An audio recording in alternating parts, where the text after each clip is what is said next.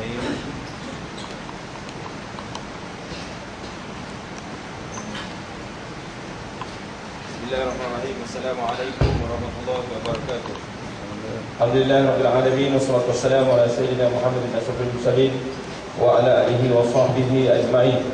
Rabbi shrah li sadri wa yassir li amri wa hlul 'uqdatam min lisani yafqahu qawli.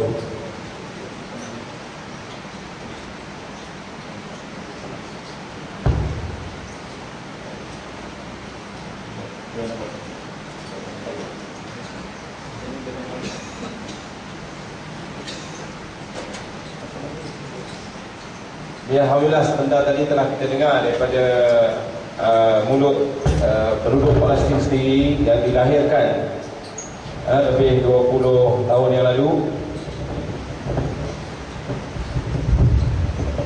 yang mana kita tahu bahawa kelahiran beliau, celik saja mata beliau melihat apa yang mereka lihat, apa yang mereka jelaskan. Kerana apa? Kerana bumi Palestin ini sebenarnya telah dijajah oleh rejim Zionis Yahudi sejak tahun 1948 lalu. Dan perancangan Yahudi laknatullah di seluruh dunia ini telah bermula seawal lebih 60 atau 70 tahun yang lalu. Jadi pada hari ini, tuan-tuan dan puan, keadaan semakin getir. Bagaimana disebut oleh beliau tadi bahawa kedudukan Masjidil Haram, Masjidil Aqsa semakin terancam dengan berbagai usaha untuk meruntuhkan dan merobohkan masjid kita yang terpenting, masjid yang ketiga umat Islam, iaitu Masjidil Aqsa, yang mana Allah sebut di dalam Al-Quran tentang Masjidil Aqsa ini. Janganlah kita lupa bahawa selain daripada Masjidil Haram dan juga Masjid Nabawi yang kita ziarahi ketika haji, ketika umrah, di sana ada lagi sebuah masjid yang sangat mulia pada hati umat Islam, yang disebut oleh Allah SWT, A'udzubillahi minasyaitonir rajim, Subhanallazi asra bi 'abdihi minal masjidil haram ilal masjidil aqsa allazi barakna haulahu linuriyahu min ayatina innahu huwas samiul basir. Bila disebut Masjidil Aqsa, bermakna hati kita lebih rapat kerana dia ada hubungan akidah, kerana ada hubungan ibadah, kerana ada hubungan perjuangan. Jadi oleh itu, marilah kita sama-sama mempertingkatkan dan memahami isu Palestin ini. Kita tahu bahawa kalau dahulunya dalam peta ini disebut Palestin, tetapi tuan-tuan dan puan, sejak 1948 bumi ini telah berubah menjadi Israel. Dan bukan bertambah baik, tetapi bertambah kacau bilau. Segala maksiat dibawa oleh orang-orang Yahudi daripada luar negara. Mereka ni sebenarnya bukan berasal daripada Palestin.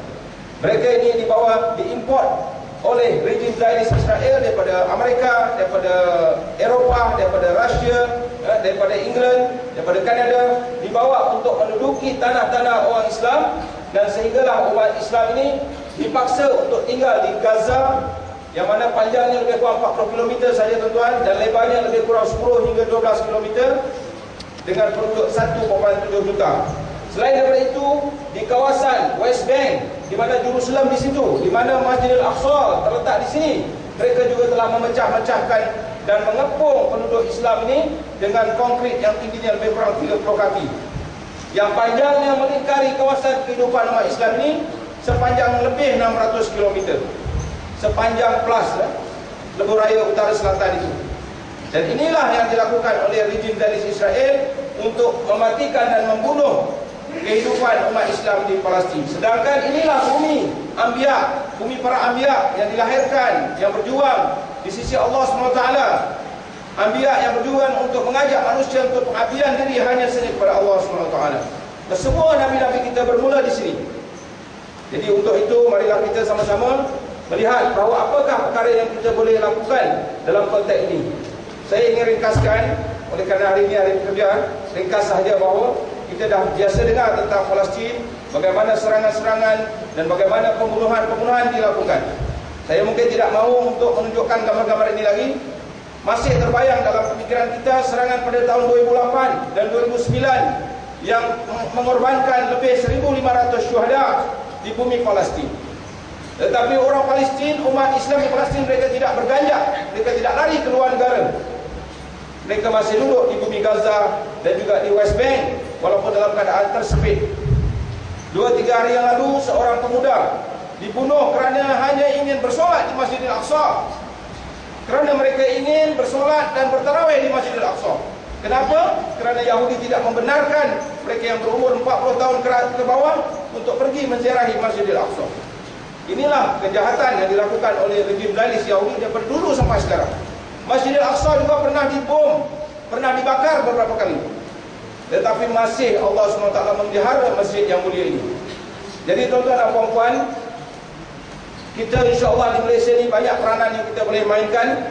Alhamdulillah, walaupun banyak kesukaran telah dilalui untuk membantu dan menyokong perjuangan di Palestin, kita tidak akan berganjak untuk terus menyokong perjuangan ini. Jadi alhamdulillah, usaha-usaha terus dijalankan. Ini adalah antara usaha-usaha yang dijalankan oleh sama ada orang Islam maupun orang bukan Islam. Contohnya Rachel Corrie daripada Amerika, aktivis keamanan yang masih muda, masih bujang. Dia juga terkorban di bumi Gaza. Kerana apa? Kerana semata-mata untuk menyatakan sokongan terhadap Palestin di atas dasar kemanusiaan. Ini bukan orang Islam, tetapi atas dasar kemanusiaan mereka sanggup pergi ke sana dan memperjuangkan sehingga digelis oleh jentera Israel dan dia meninggal dunia di sana. Begitulah juga orang seperti Syekh Ahmad Yassin, seorang ulama yang hebat. Yang mana Syekh Ahmad Yassin ni dah tak boleh nak bergerak dah. Dia seorang yang lumpuh. Dimaklumkan bahawa dia nak toleh kepala kanan ke kiri pun susah. Dia hanya duduk di atas kerusi roda. Tetapi oleh kerana ketegasan beliau dan juga kematangan pemikiran, ketajaman pemikiran menentang perjuangan Yahudi, akhirnya beliau juga dibunuh dengan peluru berpandu ketika beliau keluar waktu subuh daripada masjid yang beliau sembahyang. Bukan saja beliau dan juga pembantu sekali, dan mayatnya berkecai. Beliau adalah syuhada yang sekarang ini menjadi sebutan umat Islam untuk meneruskan perjuangan. Dan kalau kita lihat bahawa berbagai-bagai insiden yang telah berlaku di sana, yang mana insya-Allah dengan apa yang dilakukan oleh rejim Zionis ini, satu dunia sebenarnya bangun untuk menentang. Dan oleh itu kalau kita lihat, kita ingat lagi bahawa di sana ada usaha, iaitu antaranya yang terdekat ialah misi kemanusiaan Mawi Marmara pada tahun 2010 bulan Mei, yang mana misi ini diketuai oleh NGO daripada Turki, Mawi Marmara pada Mei 2010, dan dia telah disertai oleh 12 rakyat Malaysia, termasuk 2 daripadanya adalah ahli lembaga Aqsa Sharif. Dan kita tahu bahawa pada Mei 2010 itu, dengan di atas kapal Mawi Marmara tidak membawa sebarang senjata, tapi hanya membawa ubat-ubatan dan juga makanan untuk dibawa ke Gaza, dia telah diserang di perairan Mediterranean oleh rejim Israel, oleh tentera-tentera Israel.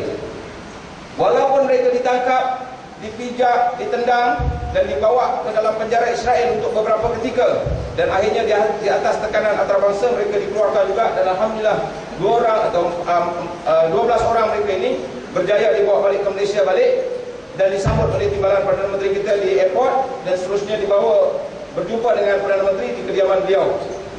Dengan usaha tersebut kita tidak berputus asa, langsung kita mengikuti lagi kali yang kedua, iaitu Global Land Convoy pada September dan Oktober 2010, iaitu usaha untuk membantu melalui jalan darat. Jalan laut tidak dibenarkan, diserang, kita melalui jalan darat pula. Alhamdulillah, seramai 14 rakyat Malaysia menyertai konvoi ini. 7 daripada mereka ialah daripada Aqsa Sharif, 5 daripadanya adalah dari Viva Palestina Malaysia, dan 2 daripadanya adalah kru TV3. Jadi alhamdulillah saya adalah salah seorang daripada peserta konvoi ini, dan kita menaiki kenderaan ambulan yang kita beli sendiri hasil sumbangan orang ramai, dan kita membeli ubat-ubatan dan juga makanan dan juga alatan persekolahan anak-anak di Gaza. Kita membeli di London dan kita melalui jalan-jalan di Eropah, dan akhirnya dapat menyeberangi Laut Mediterranean setelah 18 hari ditahan di Latakia, iaitu Syria. Dan alhamdulillah buat pertama kalinya kita berjaya memasuki Gaza, iaitu pada Oktober 2010. tuan dan puan. Seterusnya, alhamdulillah, pada tahun lepas, iaitu bulan Ramadan, genap setahun, kita sekali lagi menghantar misi, iaitu misi kemanusiaan ke Gaza. Dan kali ini kita melalui jalan daripada Mesir. Walaupun kita juga dihalang untuk masuk, tapi alhamdulillah akhirnya kita berjaya masuk membawa bantuan. Dan seterusnya, bantuan demi bantuan, banyaklah lagi usaha-usaha untuk membantu rakyat Gaza dan juga Palestin, tuan-tuan dan puan. Dan alhamdulillah, saya ingin bentangkan di sini sedikit sebanyak apa yang sebenarnya berlaku di Palestin. Kalau kita lihat, ini adalah peta Palestin, tuan-tuan dan puan, iaitu sebahagian daripada bumi Palestin, yang mana West Bank di sini, Masjid Al-Aqsa di sini, dan Gaza hanya secebis tanah yang mana dikepung daripada timur, daripada utara, daripada barat, iaitu di Laut Mediterranean. Gaza ini sekarang ini, di sepanjang pantai ini lebih kurang 2 km dikepung oleh tentera laut Israel. Rakyat Gaza yang menjadi nelayan, yang ingin mencari rezeki, tidak dibenarkan ke laut, tuan-tuan dan puan. Hanya boleh 2 km. Lebih daripada itu akan ditembak oleh tentera laut Israel. Sebab itulah di sepanjang pantai ini terdapat bot-bot pantai dalam yang tersadai, yang tidak boleh ke laut. Jadi pada tahun 2006, Gaza sepenuhnya telah dikepung. Tidak dibenarkan sebarang kenderaan membawa makanan masuk ke Gaza, sama ada daripada kawasan Israel maupun daripada Mesir di selatannya, apatah lagi daripada barat, iaitu daripada Laut Mediterranean. Sebab itulah usaha-usaha kemanusiaan itu, sama ada jalan laut ataupun jalan darat, berusaha juga untuk sampai ke sini tetapi dihalang. Tapi alhamdulillah, apabila kami telah dapat memasuki pada 2010, kami menemui mereka-mereka ini dan kami dapat bertemu dan berbincang. Alhamdulillah, beberapa NGO dan badan kemanusiaan telah kami temui buat pertama kalinya. Kami dapat melihat sendiri keadaan dan kesusahan yang mereka alami. Dan daripada situ kita merancang apakah bentuk sumbangan yang boleh kita lakukan, tuan-tuan dan puan. Jadi alhamdulillah, Aksar Salim telah mengenal pasti sebenarnya di sana setelah kepungan dan juga serangan 2008 dan 2009 itu, boleh dikatakan ekonominya ranak habis.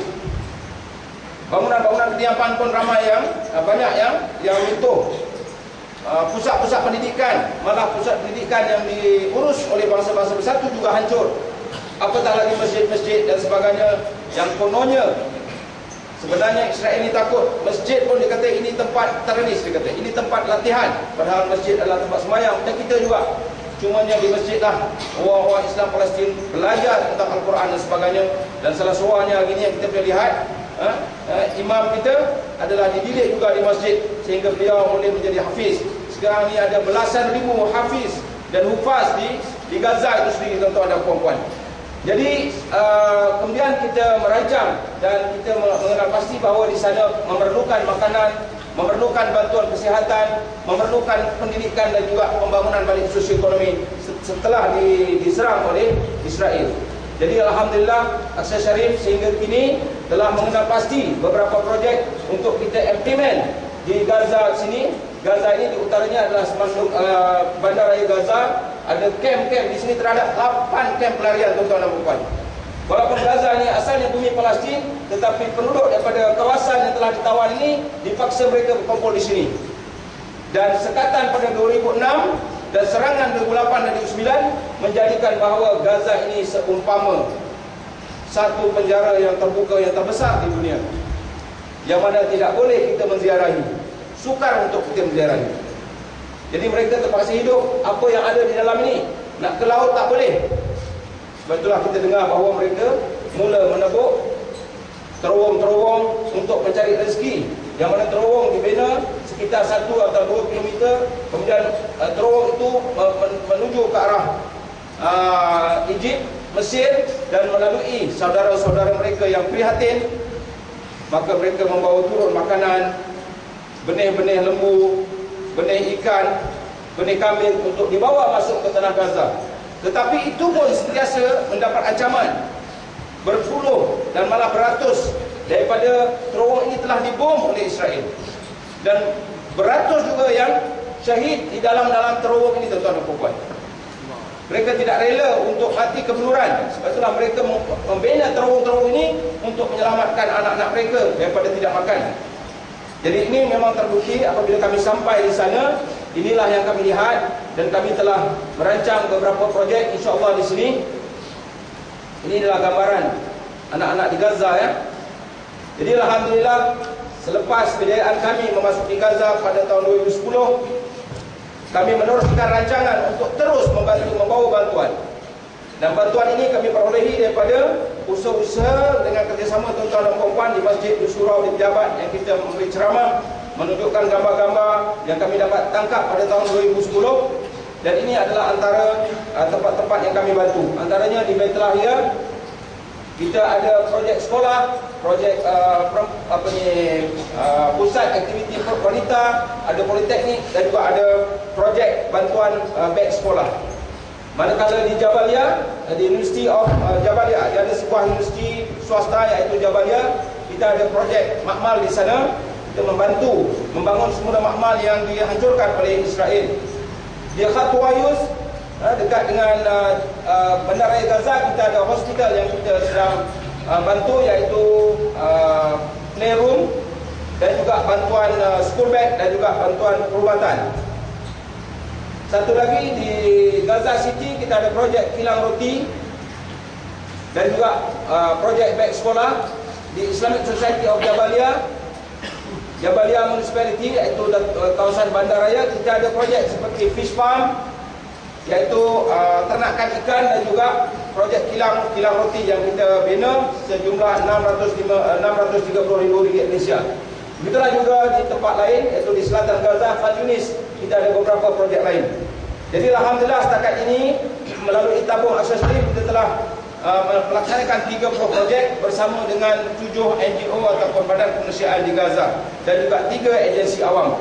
Inilah dia muka-muka anak-anak Palestin yang meneruskan kehidupan. Kami sempat berjumpa dengan Dr. Ismail Hania, Perdana Menteri, bersolat Aidilfitri, bersolat tarawih bersama tahun lepas di masjid beliau, dan juga menemui. Kami juga membawa aktivis wanita yang juga dapat menemui mereka, dan kalau kita lihat daripada keceriaan mereka menyambut kedatangan kami. Begitulah setiap kali kami sampai ke Gaza. Alhamdulillah saya telah 3 kali sampai ke sana. Bila sampai mereka kami nyatakan bahawa alhamdulillah antum semua datang menziarahi kami. Kami yakin sekarang ini bahawa perjuangan kami ini bukan perjuangan berseorangan. Perjuangan kami ini rupanya adalah perjuangan ummah. Kami sedar dan kami yakin ini adalah amanah. Kami akan teruskan perjuangan ini.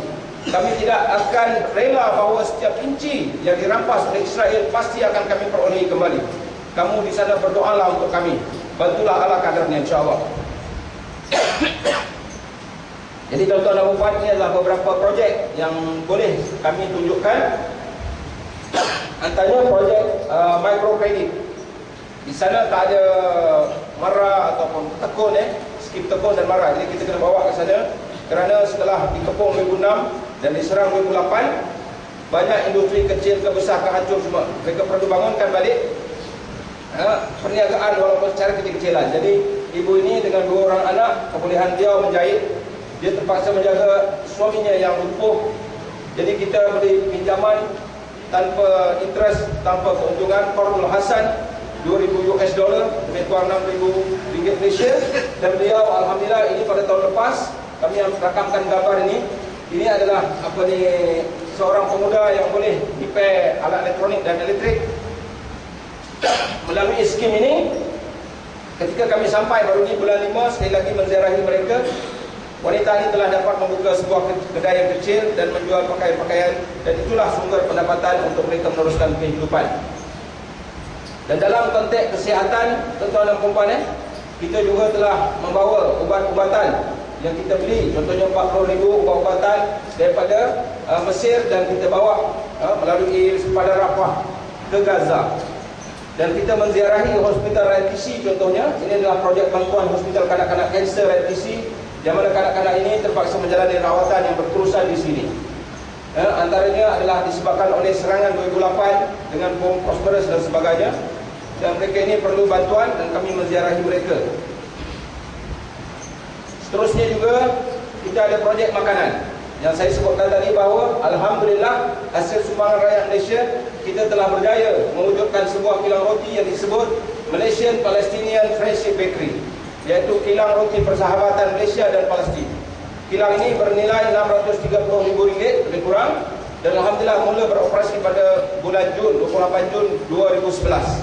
Dan alhamdulillah kilang ini telah berjaya menghasilkan roti sebanyak 12,000 keping roti satu hari. Dan kita faham bahawa di sana mereka tak makan nasi sangat macam kita. Mereka boleh survive dengan adanya roti dan juga keju. Sebab itulah kita cuba wujudkan kilang roti. Ini merupakan kilang roti yang pertama yang kita rasmikan pada tahun lepas, dan insya-Allah kita sedang merancang untuk membina kilang roti kedua, iaitu di selatan Khan Yunis, dengan harga yang lebih kurang sama RM630,000, dan kita mula lancarkan projek ini pada sempena Ramadan ini, dan kita akan bawa ke Gaza pada 14 hari bulan Ogos ini dengan RM100,000 bagi bayaran permulaan untuk pembinaan kilang roti kedua, insya-Allah. Dan kita tahu bahawa roti adalah makanan utama. Tanpa roti mereka sukar untuk meneruskan kehidupan mereka, tuan-tuan dan puan-puan. Dan projek ini sebenarnya bermula seawal Oktober 2010. Apabila kami datang menziarahi mereka, kami temui mereka ada sebuah kilang roti yang sangat kecil yang tidak cukup untuk memenuhi keperluan.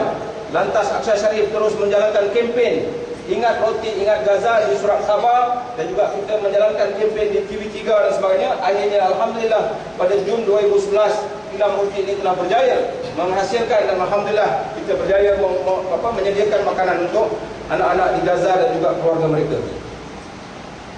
Kemudiannya satu lagi projek yang kita jalankan ialah projek ternakan lembu tenusu. Kita sebut tadi bahawa makanan selain daripada roti, mereka perlu keju. Kalau kita di sini, orang yang paling miskin boleh hidup dengan nasi dan kicap, tapi mereka dengan roti dan juga keju. Keju hanya boleh dihasilkan dengan lembu yang menghasilkan tenusu. Dan alhamdulillah hari ini lembu-lembu ini telah menghasilkan tenusu yang cukup hebat, tuan-tuan dan puan-puan. Walaupun tidak ada teknologi yang tinggi, oleh kerana tanah ini adalah tanah barakah, sebagaimana disebut dalam surah Al-Isra tadi itu. Apa saja yang kita bantu, walaupun benihnya daripada terowong tadi yang dibawa melalui terowong. Sehari ini, setiap hari lembu ini telah berjaya menghasilkan lebih kurang 7 liter 7 liter susu sekali perahan, dan 2 kali perahan pagi dan juga malam menghasilkan lebih kurang 18 atau 19 liter susu. Tuan-tuan dan puan-puan, ini antaranya kalau kita lihat, inilah sumbangan daripada rakyat Malaysia yang prihatin semenjak tahun 2010. Kita melawat ke tempat ternakan lembu ini, dan inilah hasil keju yang dihasilkan daripada susu-susu tersebut. Jadi kita akan teruskan, dan insya-Allah kita sedang merancang melalui projek bulan Ramadan ini, kita akan menambahkan lebih kurang 10 ekor lagi benih lembu, yang mana setiap satu berharga RM9,000. Memang mahal lembu di sana. Dan lembu ni besar-besar, dan nak dapatkan lembu ni pun sukar. Macam kat sini senang kita beli yang berdekatan sini kan, kat mana-mana kelapa sawit kita boleh beli dengan harga yang murah, transportation dan sebagainya. Tapi di sana RM9,000. Tetapi dengan adanya lembu ni, insya-Allah akan menghasilkan lebih banyak keju yang boleh memenuhi keperluan di Gaza. Kita sebut tadi bahawa di Gaza juga mereka susah nak dapat ikan. Mereka dikepung tadi lebih kurang 2 km daripada perairan Laut Mediterranean. Jadi dengan itu mereka berusaha juga untuk mendapatkan ikan. Jadi mereka menternak ikan, tuan-tuan dan puan-puan. Dan insya-Allah alhamdulillah rakyat Malaysia pun telah menyumbang, dan kami telah sampaikan contohnya di sini sumbangan yang kita sampaikan, dan inilah hasil ikan-ikan ini. Hasil keju, hasil roti dan ikan ini sebenarnya, tuan-tuan dan puan-puan, apabila mendapat hasilnya, mereka bukan jual semua.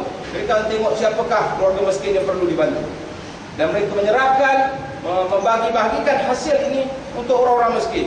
Itulah badan-badan perusahaan yang mereka ada di sana, yang terus-menerus menjaga kepentingan rakyat mereka. Dan ini salah satu suasana apabila kita datang ke sana. Salah satu daripada bantuan makanan yang kita serahkan pada Ramadan yang lepas, yang disebut sebagai Ramadan Food Pack. Setiap satu ini mengandungi roti, tepung, minyak zaitun, keju dan sebagainya, menjadi makanan asas untuk penduduk di sana. Kita lihat Pak Cik ni yang tidak lama lagi, insya-Allah kita telah memberi bantuan untuk itu. Dan ini tempat pembahagian, dan inilah majlis penyerahan yang kita lakukan pada tahun yang lepas. Bayangkan tuan-tuan dan puan, kita lihat makcik-makcik yang mungkin dah tak larat, makcik yang dah tak larat, anak-anak dapat membawa balik sumbangan daripada rakyat Malaysia hasil projek-projek tadi dan tambahan lagi. Untuk itu pada tahun ini 14 hari bulan Ogos ni kita telah membuat keputusan kita akan menghantar lebih kurang antara 1,500 hingga 2,000 pack makanan serupa ini kepada rakyat Gaza. Dan kita sedang menjalankan kempen ini, brosurnya ini. Jadi alhamdulillah seluruh Malaysia sempena kehadiran imam-imam kita memberi peluang kepada rakyat Malaysia untuk sama-sama menyumbangkan satu pack makanan yang harganya RM300 yang mungkin boleh mereka makan untuk seminggu atau seminggu lebih. Kita akan sampaikan, dan inilah gambaran tahun lepas yang kita telah sampaikan. Kita lihat sana bendera Malaysia dan anak-anak dengan gembira membawa balik roti dan juga makanan yang kita sumbangkan. Begitulah juga pada tahun lepas kita telah mengadakan projek makanan khas untuk Ramadan, iaitu iftar, buka puasa di masjid-masjid, di kamp-kamp pelarian di sekitar Gaza. Pada tahun ini alhamdulillah kita mensasarkan minimum 1,000 set makanan ini akan kita bawa ke beberapa tempat di kamp-kamp pelarian, di masjid-masjid di Gaza insya-Allah. Dan 1,000 set lagi untuk Masjidil Aqsa. Kita ada rakan-rakan kita di sana yang boleh membawa makanan ini ke sana insya-Allah. Jadi untuk tahun ini kita pun membuka satu set ni harganya RM50, yang mana dengan set minuman dan sebagainya untuk dimakan lebih kurang 4 hingga 6 orang satu set. Jadi kalau tuan-tuan dan puan-puan ingin menaja makanan ini, silakan. Bayangkan kalau kita dapat melihat ini antara gambaran yang tahun lepas, anak yang begitu gembira mendapat makanan daripada sumbangan rakyat Malaysia insya-Allah. Dan kita akan ulang untuk tahun ini insya-Allah. Jadi inilah sedikit sebanyak program dan juga projek. Selain daripada itu, kita juga membantu anak-anak ini untuk terus belajar. Ini adalah antara projek penyerahan beg-beg sekolah tuan-tuan dan puan-puan kepada anak-anak yang akan bersekolah pada bulan September. Pada tahun ini insya-Allah kita merancang 2,000 set beg sekolah, yang mana dalam beg ini akan ada satu set pakaian seragam pergi sekolah dan juga alat-alat belajar dengan harganya RM150. Jadi kalau tuan-tuan nak menaja, silakan. Kalau ada cikgu-cikgu yang nak bekerjasama menggalakkan anak-anak muridnya, boleh kita kumpulkan satu kelas satu beg dan kita akan hantar ke sana terus duit RM150 tersebut. Begitulah juga mungkin tuan-tuan dan puan yang bekerja di jabatan-jabatan boleh sama-sama berkumpul dan mengambil salah satu daripada projek ini tuan-tuan dan puan. Jadi bayangkan ketika saya kat sana, saya ambil gambar ni, saya merenung gambar ini. Kalau tuan-tuan tengok, terharu sangat Mungkin dia tak percaya, rupanya persekolahan tahun ini beliau dapat hadiah. Jadi bayangkan kalau kita boleh menyelesaikan kesedihan yang mereka alami. Dan bersama kita sebenarnya pada tahun lepas ialah pegawai daripada Jabatan Pelajaran, daripada Jabatan Pelajaran Johor yang juga turut menyumbang untuk projek Back to School tuan-tuan dan puan. Dan ini antara beberapa gambar serahan beg itu kepada anak-anak yang sangat-sangat memerlukan. Jadi tuan-tuan dan puan-puan, mereka di Gaza akan terus menjaga dan juga memelihara tanah yang sangat mahal harganya. Tanah di Gaza, Palestin ini adalah tanah umat Islam, tanah kita semua. Sayyidina Umar kata ini adalah wakaf untuk umat Islam. Dan Rasulullah SAW kata bahawa kamu pergilah ke Masjidil Aqsa untuk menziarahi masjid itu, kerana di sana terdapat keberkatan. Sahabat bertanya, macam mana kalau kami tak boleh pergi jauh, kami dah tak larat dan sebagainya. Rasulullah SAW kata, kamu hantarlah minyak-minyak untuk supaya Masjidil Aqsa ini dapat diterangi. Simbolik kepada hadis Rasulullah SAW ini bermakna, kita walaupun jauh mana, kita hantarlah minyak ataupun sebarang bantuan, duit ke, doa ke, apa sebagainya. Mudah-mudahan Masjidil Aqsa akan terus diterangi dan Israel tidak akan melenyapkan Masjidil Aqsa ini. Itu adalah masjid kita, dan satu masa insya-Allah dengan perjuangan yang mereka teruskan. Ini adalah pejuang-pejuang tuan-tuan dan puan-puan begitu segak ketika kami datang ke sana, masuk waktu maghrib dia terus sembahyang tuan-tuan dan puan-puan. Kami boleh jamak takhir, jamak takdim. Mereka menjaga solat mereka. Ini adalah pemuda-pemuda yang sebenarnya hebat, yang di mana dalam dirinya ada Al-Quran.